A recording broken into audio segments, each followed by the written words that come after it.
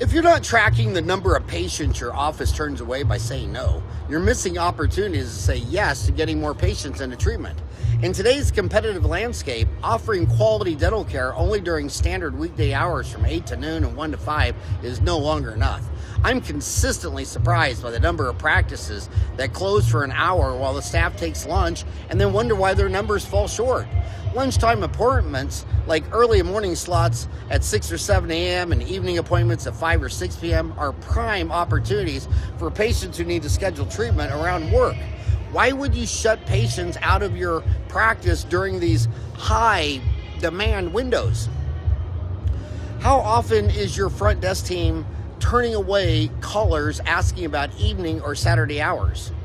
If you're not tracking those calls, you're missing valuable insights.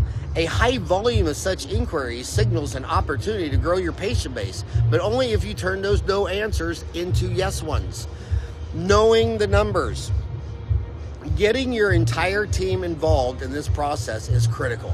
Does your team start each day knowing the practice's break-even costs? For example, do they know you need $2,500 in production just to cover expenses? If you're at $1,500 due to cancellations, consider delaying lunch until you hit the break-even point. Alternatively, staggering staff schedules so someone is always available to answer calls and treat patients. Understanding your financial goals and overhead is essential. According to Jarvis Analytics, the average net production per working day, doctor and hygiene combined, ranges from $4,700 to $9,100, with a median of $6,300 a day. The American Dental Association reports that dental offices in the U.S. generate $478 billion in annual revenue, supporting 2.5 million jobs. Each dentist contributes an average of $2.4 million in revenue, annually working 1,758 hours per over 220 days per year. This translates to $10,900 in daily revenue.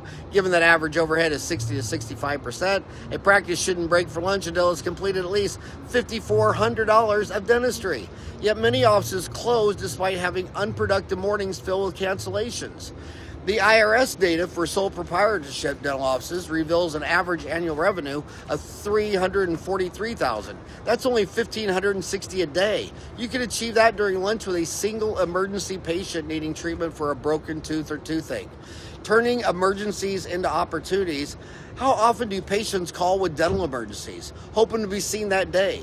If it's frequent but you can't accommodate them because your chairs are full, it's time to consider adding another operatory.